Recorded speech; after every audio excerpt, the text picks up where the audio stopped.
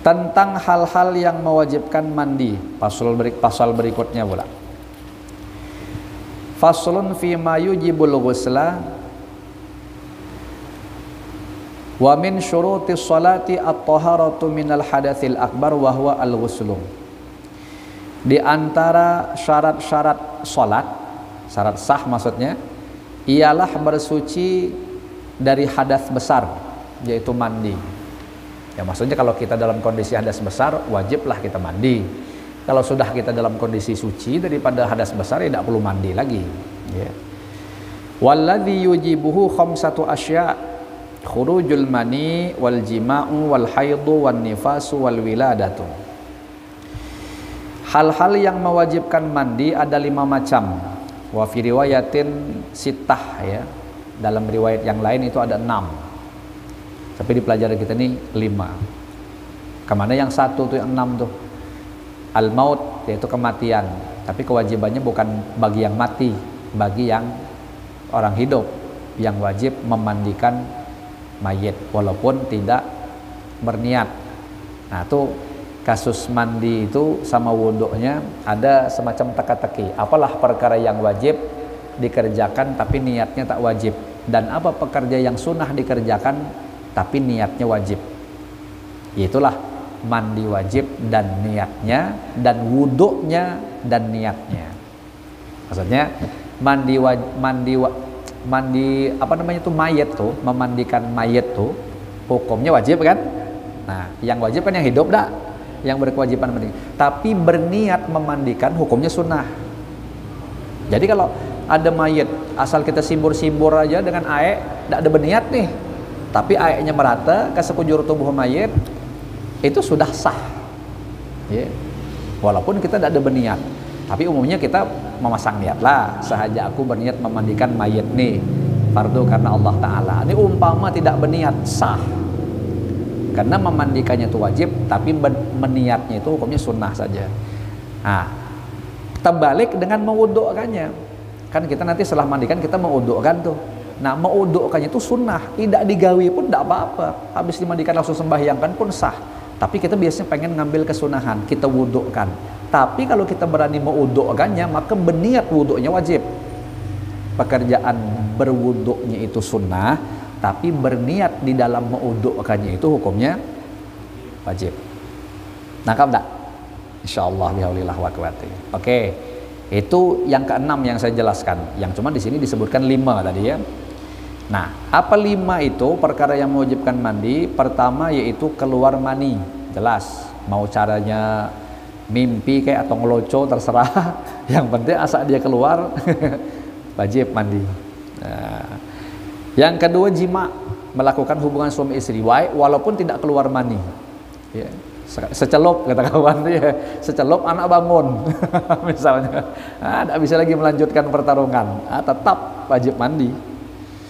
Yang ketiga keluar darah haid bagi bebinian, asal keluar darah haid wajib mandi. Yang keempat nifas, darah yang keluar setelah melahirkan. Memang bayinya betul-betul sudah keluar beikungan, kok keluar darah setelah itu baru namanya nifas. Kalau dia seiring namanya belum, dia belum nifas, ya. Dan melahirkan, nah melahirkan anak, baik dia keluar darah ataupun tidak, asal anaknya keluar berarti mewajibkan kepada mandi.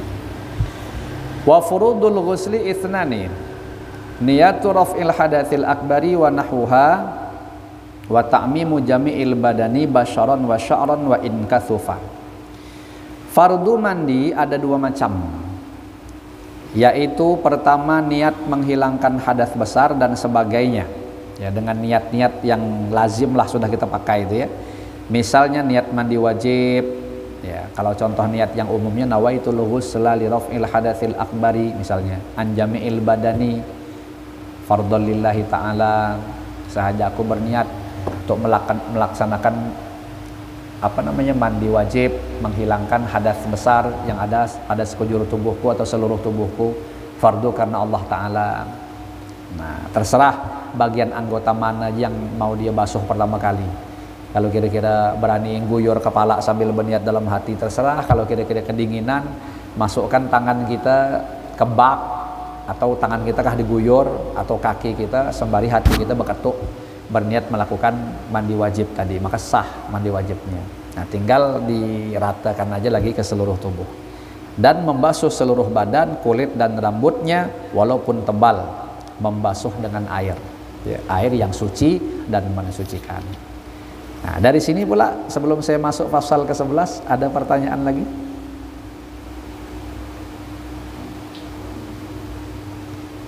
Dipersilahkan. Ya, fadhal guru.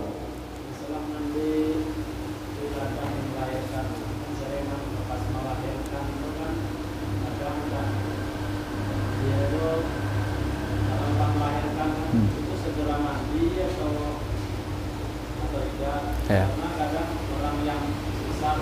Iya. Sebagian pendapat kalau untuk sesar. Iya.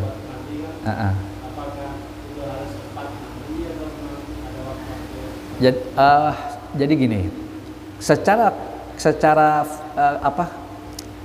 pandangan fikih, orang yang melahirkan itu mewajibkan mandi. Kita ambil pendapat baik yang melahirkan normal maupun yang operasi sesar. Tapi khusus untuk operasi sesar, saya cek di hasil keputusan Bahas Masail itu ada khilaf ulama. Ada yang mengatakan operasi sesar itu mewajibkan mandi, ada yang mengatakan tidak. Untuk dalam kasus operasi sesar, kalau dia normal mewajibkan mandi. Oke, dapat ya? Nah, kemudian timbul pertanyaan guru kita, apakah mandinya itu harus berjarak jam, misalnya kita katakanlah sejam, setengah jam, atau habis melahirkan langsung mandinya? Nah, maka ini dilihat. Kalau teori kedokteran kalau tidak salah dalam tempo berapa jam itu justru tidak boleh mandi kalau tidak salah. Berapa, 4 apa berapa, saya lupa ingat itu. Nah, kalau toh setelah melahirkan tadi itu ternyata keluar darah, berarti kan statusnya nifas. Kalau dia nifas, jangan mandi untuk menghilangkan hadas besar karena melahirkan tadi, atau mandi wiladah. Kenapa? Ya karena percuma.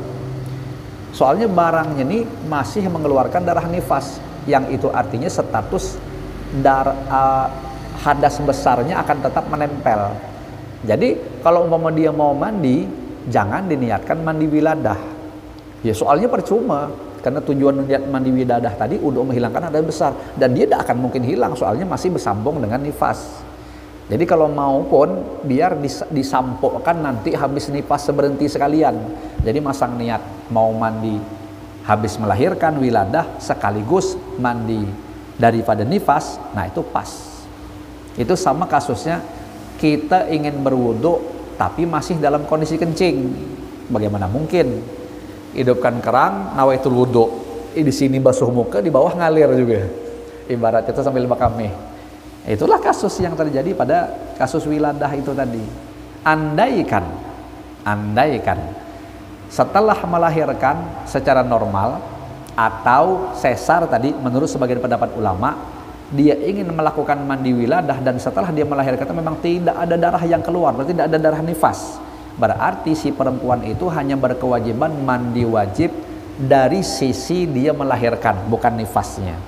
Nah, kalau demikian, perempuan tadi melahirkan tidak ada nifasnya, memang tidak ada darah sama sekali, berarti dia tetap wajib mandi, tapi mandinya mandi wiladah, ada guru. Nah, kapan itu? Intinya kalau memang sedemikian, secepatnya. Secepat maksudnya macam mana? Diukur dia punya kewajiban sholat apa tidak. Kalau seandainya nanti pas jamnya, kita katakanlah misalnya jam 10 melahirkan, ternyata tidak ada nifas, memang melahirkan handar aja. Nah, berarti dia berkewajiban mandi dari sisi wiladahnya itu. Jam 10 tadi ya, seiring perjalanan itu kan jam 12 kita katakan masuk zuhur. Dia kan kalau mandi wajib ini tidak wajib segera atau tidak wajib. Dia ukur, dia biasa mandi ini butuh berapa lama nih? Kalau dia butuh setengah jam, kita katakan sholat 7 menit, berwudu kita katakan 5 menit, 12, berarti setengah jam tambah 12 menit, sekitar 42 menit. Nah, 42 menit sebelum habisnya waktu zuhur, dia wajib mandi. Soalnya kalau dia tidak mandi, berarti dia tidak akan melakukan sholat zuhur. Artinya zuhurnya mesti akan dilakukan di luar waktu. Berarti dia nunda-nunda itu namanya. Hukumnya haram. Jadi intinya kalau tadi kita katakan contohnya jam 10 dia melahirkan, bukanlah berarti jam 11 dia wajib mandi itu untuk mandi waladah, tidak. Mandi wilidahnya kapan akan dihukumi wajib dilakukan? Yaitu di saat waktu zuhur sudah hampir habis yang cukup untuk mandi, berwudu dan sholatnya. Nah, di saat itu dia sudah berkewajiban untuk mengerjakan mandi itu. Kalau tadi di jam 10 dia tunda-tunda, tidak jadi masalah. Sama lah kasusnya kayak keluar mani. Nih, mohon maaf lahir batin kita yang sudah berkeluarga, habis pengajian ini main, misal, nah, junub kan? Apakah habis junub tuh tunggu istirahat dulu setengah jam langsung wajib mandi? Ya tidak. Mandinya wajib, cuman segeranya tidak. Kapan segera mandinya dihukumi wajib harus dilakukan cepat? Kalau waktu subuh sudah masuk dan tersisa waktu cukup untuk mandi, wudhu, sholat, baru tuh wajib mandinya. Kalau dari goreng, ibaratnya goreng habis main nih goreng tidur sampai ke subuh, ya tidak apa-apa. Cuman kata ulama alangkah bagus kalau dia tidak berwudu kan makruh. Maka untuk menghilangkan makruh tuh yang efeknya makruh mewariskan kepada kefakiran, hendaklah habis main tadi tuh berwudu baru dia goreng sampai ke subuh, bangun mandi wajib baru melakukan sholat subuh. Boleh seperti itu. Gitu. Tapi kalau ulama-ulama tasawuf biasanya beliau memaksakan diri langsung mandi karena tahu pang hukumnya makruh kalau goreng tanpa keadaan berwudu, sehingga saking nak pengen sucinya langsung aja kayak seperti Sayyidina Syekh Abdul Qadir Al-Jilani. Tapi junjungan kita Rasulullah SAW pernah junub tidur, junub berwudu, beliau bangun baru beliau mandi. Nah itu menandakan bahwa hukumnya mandi wajib langsung itu tidak wajib hukumnya. Ya itulah guru, kira-kira guru lah. Yang lain